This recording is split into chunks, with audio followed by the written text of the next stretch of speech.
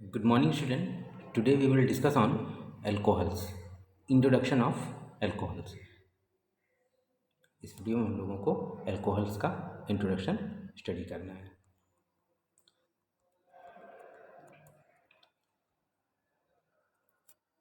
Alcohols, organic compounds containing hydroxyl functional group यानी OH group.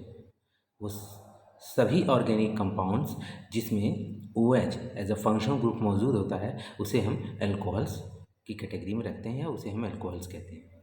इसी में फिनॉल्स आते हैं जो कि अल्कोहलिक कैटेगरी के ही होते हैं. Compounds with hydroxyl group bonded directly to an aromatic ring. Aromatic ring यानी बेंजीन रिंग के साथ डायरेक्टली जो OH ग्रुप जुड़ा होता है उसे हम फिनॉल्स की कैटेगरी में रखते हैं. है ये अल्कोहल्स ही, बट यहाँ पर बेंजीन रिंग के साथ OH ग्रुप जुड़ा होता है.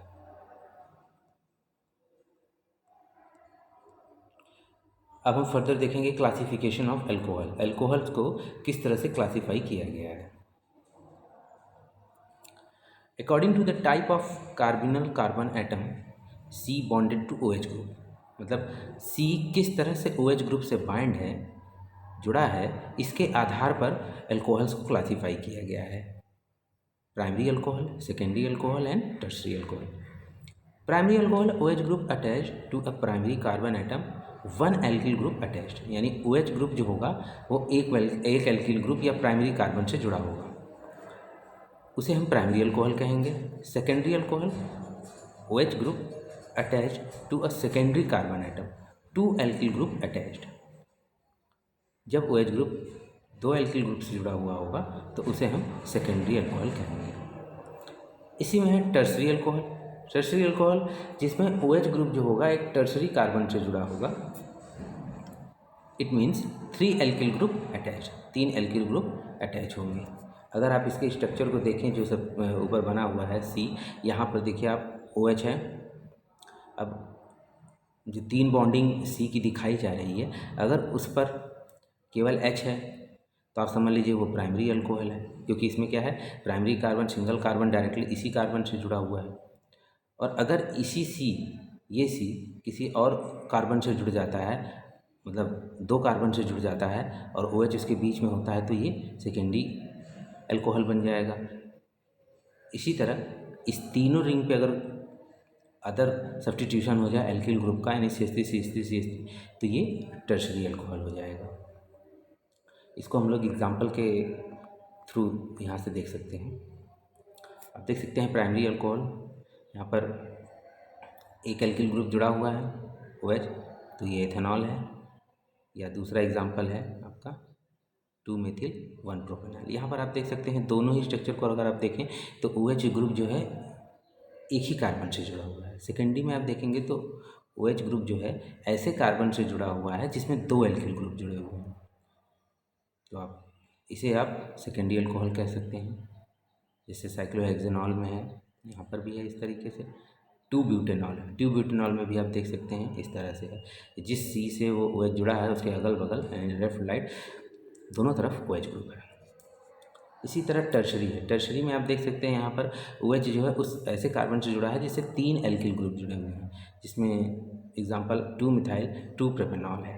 देख रहे हैं C OH जुड़ा है, उसके बाकी की जो 3 बॉन्डिंग है उस पर CH3 एल्किल ग्रुप जुड़ा हुआ है. तो इस तरह से इसको क्लासीफाई किया गया है प्राइमरी, सेकेंडरी और टर्शरी.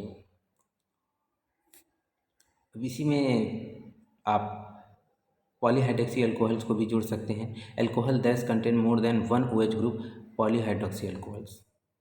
मीन्स अगर आप चाहें तो मोनोहाइड्रोक्सी अल्कोहल और पॉलीहाइड्रोक्सी अल्कोहल में अल्कोहल को बांट सकते हैं. मतलब एक है तो वो तो मोनोहाइड्रोक्सी अल्कोहल हो गया. 1 OH ग्रुप अल्कोहल्स अगर एक ही OH ग्रुप कंटेन करता है, लेकिन एक से ज़्यादा कंटेन करने पर उसे हम पॉलीहाइड्रोक्सी अल्कोहल कह देंगे. उसमें डाईहाइड्रोक्सी यानी 2 OH ग्रुप, ट्राईहाइड्रोक्सी यानी 3 OH ग्रुप.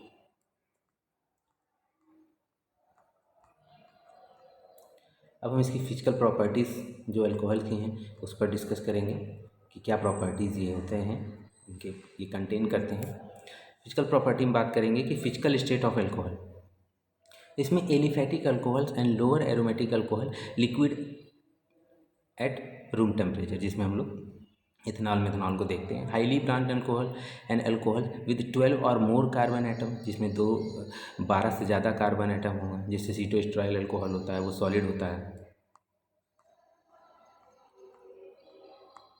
तो उसमें हम लोगों ने ये जाना कि जो लोअर कार्बन वाले होते हैं वो लिक्विड होते हैं, जबकि हायर कार्बन वाले जो होते हैं वो सॉलिड होते हैं।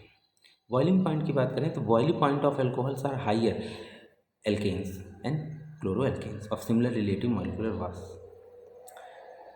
बॉइलिंग पॉइंट की अगर हम बात करें तो जो नॉर्मल एल्केन्स या क्लोरो एल्केन्स होते हैं जिनके मॉलिक्यूलर मास लगभग बराबर होंगे, लेकिन जो उसका बॉइलिंग पॉइंट होगा वो उनके इंट्रामॉलिक्यूलर जो हाइड्रोजन बॉन्डिंग होती है उसकी वजह से इनका जो मॉलिक्यूलर जो बॉइलिंग पॉइंट है वो ज़्यादा है, क्योंकि इसको टूटने में ज़्यादा समय लगता है, ज़्यादा स्टेबल बॉन्डिंग बनती है इनके बीच में। तो बॉइलिंग पॉइंट जो होता है एल्केन्स की तुलना में या क्लोरो एल्केन्स की तुलना में अल्कोहल का ज़्यादा होता है। सॉल्युबिलिटी की बात करें तो alcohols with short carbon chains like methanol ethanol dissolve in water, water में घुल जाते हैं।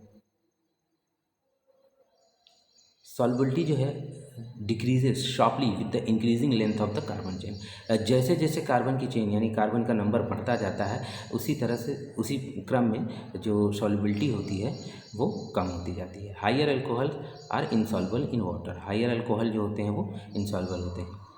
Alcohols contain a polar in OH group called hydrophilic and a non-polar in the alkyl group called hydrophobic group. Mostly alcohol में जो OH सिरा होता है उसे हाइड्रोफिलिक यानी वाटर लविंग होता है, और जो एल्किल ग्रुप होता है वो नॉन पोलर होता है और वो हाइड्रोफोबिक होता है। तो जितना ज़्यादा, अब आप इसी से समझ सकते हैं कि अगर चेन ज़्यादा बड़ी एल्किल ग्रुप की तो वो कंपाउंड या वो अल्कोहल क्या होगा, वाटर इनसॉल्युबल होगा। कम है तो वो सॉल्युबल हो जाएगा।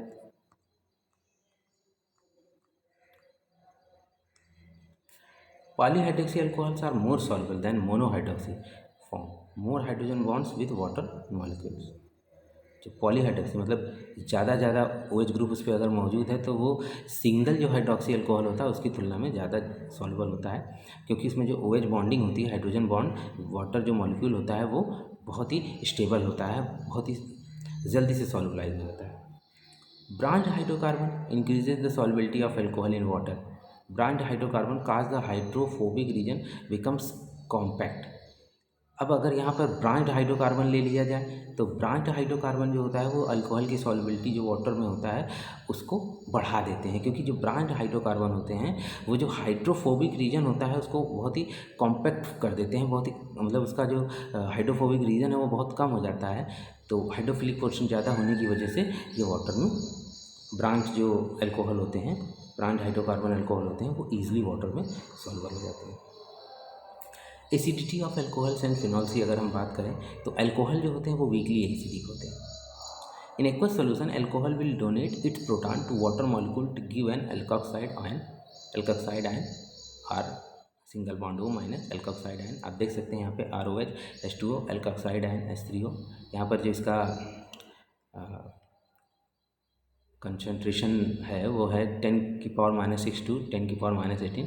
तो इस वजह से अल्कोहल जो होता है ये एसिडिक कम होता है, क्योंकि ये एच आयन जो है वो ईज़िली जो है आप देख सकते हैं यहाँ पर कि एच आयन जो है ये कम डोनेट करने की टेंडेंसी है, और एच आयन जो कम डोनेट करता है उसका मतलब वो एसिडिक कम होता है, क्योंकि the compound which release H ion more and more that is acidic.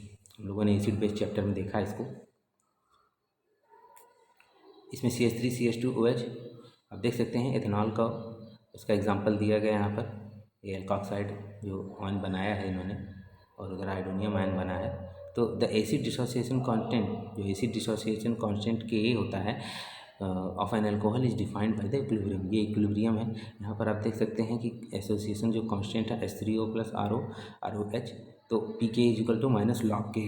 अब लॉग Ka जितना ज़्यादा ये कम होगा तो अल्कोहल जो होगा उतना ज़्यादा एसिडिक होगा।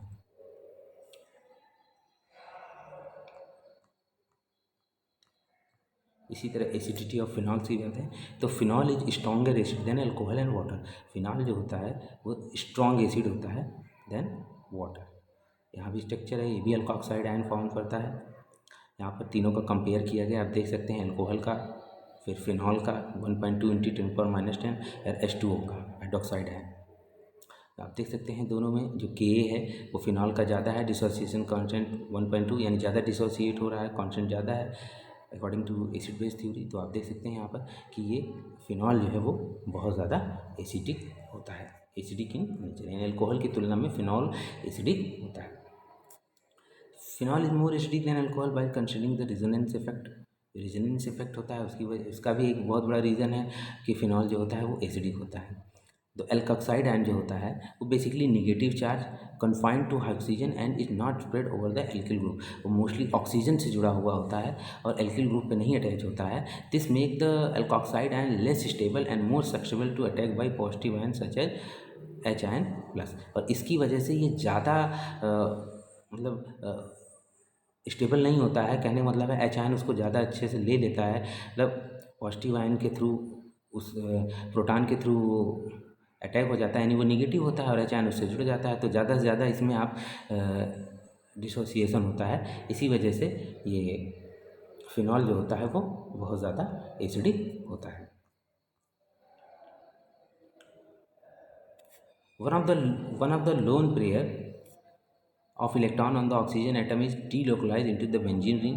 फर्दर इसको बताया गया है कि जो लोन पेयर होता है वो डीलोकलाइज हो जाता है। आप देखेंगे अभी ऑक्सीजन में यहाँ पे स्ट्रक्चर में यहाँ पर एक जो लोन पेयर होगा वो क्या करेगा, माइग्रेट हो जाएगा बेंजीन रिंग में। The phenoxide ion is resonance stabilise by the benzene ring and this decreases the tendency for the phenoxide to react with hydronium ion. यहाँ पे देख सकते हैं कि 2 2 4 6 ऑक्सीजन पे 6 लोन 3 पेयर हैं और एक जो है वो डीलोकलाइज हो गया, वहाँ से निकल के बेंजीन रिंग में आ गया है। इसको डबल बॉन्ड यहाँ पर स्टेबलाइज हो गया है, दोनों ही रेजोनेंस स्ट्रक्चर दिखा रहे हैं। तो इसकी वजह से इसकी जो एसिडिटी है वो ज़्यादा हो जाती है due to the resonance effect. अब अगर हम बात करें इफेक्ट ऑफ एसिडिटी की, तो the acidity decreases as the substitution on the alkyl group increases. Acidity decrease होती है जैसे जैसे सब्सटीट्यूशन जो होता है एल्किल ग्रुप पे इंक्रीज होता है। Ethyl group is an electron donating group, strengths the OH bond harder to release a proton.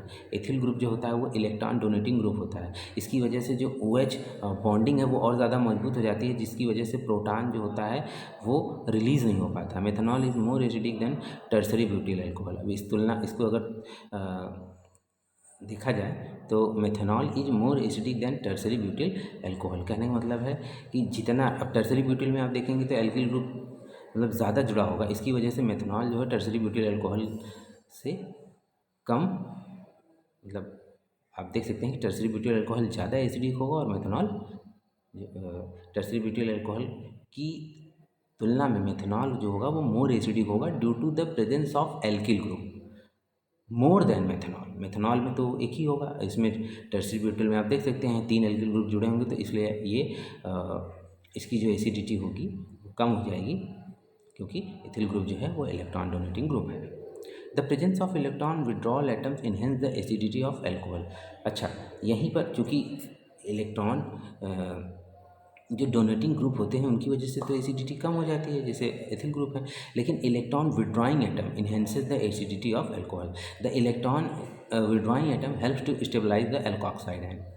Electron withdrawing होगा तो एल्कोक्साइड आयन जो होगा वो और स्टेबल होगा। जैसे two chloroethanol is more acidic than ethanol because the electron withdrawing chlorine atom help to stabilise the two chloroethoxide ion. जो halogen है वो इलेक्ट्रॉन विड्रॉइंग ग्रुप है, इसलिए वो इसको ज़्यादा स्टेबलाइज करता है। इस वजह से इलेक्ट्रॉन विड्रॉइंग जो एटम्स होते हैं वो एसिडिटी ऑफ एल्कोहल को बढ़ा देते हैं। Alcohol with more than 1 electron withdrawing atoms are more acidic. Alcohols with more than 1 electron withdrawing atom, अब चूंकि एक एटम है तभी उसकी एसिडिटी बढ़ा रहा है, तो अगर एक से ज़्यादा उस पर इलेक्ट्रॉन विड्रॉइंग एटम आ जाए तो वो और ज़्यादा उसकी एसिडिटी को बढ़ा देगा। तो two two dichloroethanol is more acidic than two chloroethanol. Example of electron withdrawing atom group nitrate group है NO2 एंड हेलोजन एटम। ये सब इलेक्ट्रॉन विड्रॉइंग ग्रुप एटम के एग्जाम्पल है। ये जब मौजूद होते हैं तो एसिडिटी जो होती है वो बढ़ जाती है। अब हम बात करेंगे इम्पॉर्टेंट ऑफ एल्कोहल। अगर हम इम्पोर्टेंट ऑफ एल्कोहल को देखें तो एथेनॉल सॉल्वेंट फॉर वार्निशेज बनती हैं उनके लिए, परफ्यूम्स, फ्लेवरिंग एजेंट्स के रूप में, या मीडियम फॉर केमिकल रिएक्शन, कई बार केमिकल रिएक्शन में एज अ मीडियम यूज़ करते हैं, जैसे सॉल्बिलिटी वॉल्बिलिटी जो होती है उसको इंक्रीज़ करने के लिए होते हैं। Also is an important raw material for synthesis, और कई बार ये कई सारी सिंथेसिस में रॉ मटेरियल के रूप में यूज होते हैं। Medically ethanol is classified as hypnotic, नींद देने के लिए या कामनेस प्रोड्यूस करने के लिए ये एथेनॉल जो है यूज़फुल होता है। It is less toxic than other alcohol, ethanol जो है वो अदर अल्कोहल की तुलना में लेस टॉक्सिक होता है, तो हिप्नोटिक के रूप में भी इसका यूज़ किया जा सकता है। Ethanol is prepared both by hydration of ethylene and by fermentation of sugar. It is the alcohol of alcoholic beverages.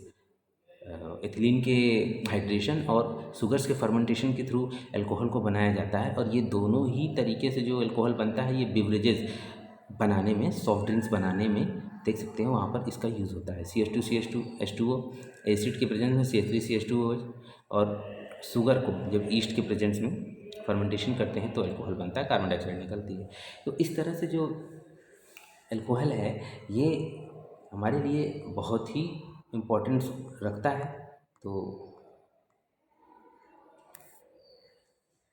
इसको आप लोग स्टडी करें। इस वीडियो में हम लोगों ने अल्कोहल्स की डेफिनेशन जानी है, टाइप ऑफ अल्कोहल देखा है कि कितने तरीके के अल्कोहल होते हैं, फिर उसमें जो उसका एसिडिटी का क्या इफ़ेक्ट होता है, और उसकी सम प्रॉपर्टीज़ देखी हम लोगों ने, और उसके बाद हम लोगों ने इसके इम्पोर्टेंस को देखा। तो ये एग्ज़ाम के पॉइंट ऑफ व्यू से बहुत इम्पॉर्टेंट है, इसको स्टडी करें। Thank you.